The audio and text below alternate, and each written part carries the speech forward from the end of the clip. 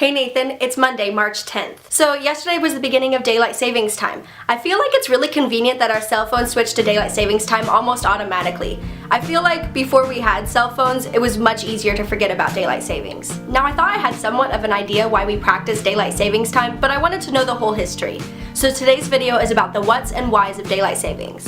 As a quick side note, the we who practice some kind of daylight savings time is most of North America, some of South America, most of Europe, New Zealand, and a few places in Africa and Australia.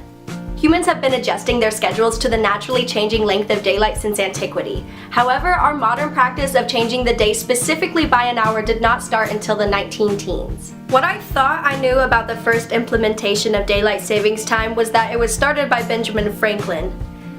Most likely because I think that's what Nicolas Cage said in National Treasure.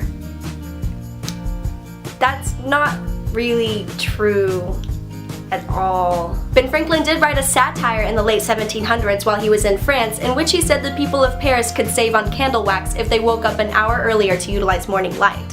This satire also suggested putting a tax on shutters and sounding church bells and cannons at sunrise. Modern daylight savings time is more beneficial to societies that go by strict, standardized time schedules.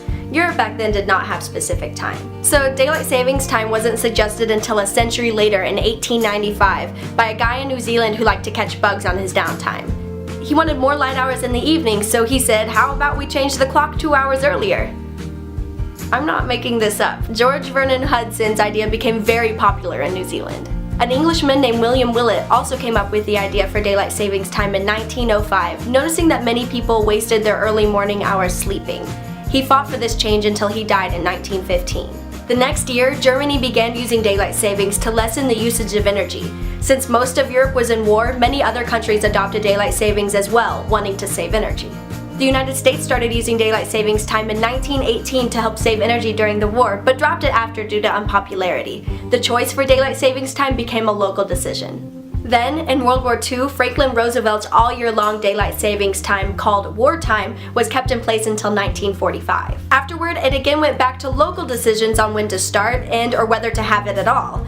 But this was too confusing for transportation services that traversed the country, having to keep track of which time variation was where. So the Uniform Time Act of 1966 was passed to fix this. Several changes over the years to the start and end times have resulted in the current practice of daylight savings starting on the second Sunday of March and ending on the first Sunday of November. So the reason for having daylight savings time has been for the conservation of energy, but has also been credited to longer, more active hours in the evening. One acknowledged plus to having the end time in November is having more daylight hours for children while they're trick-or-treating on Halloween. The purpose for daylight savings time is to help humans benefit from the change in daylight hours.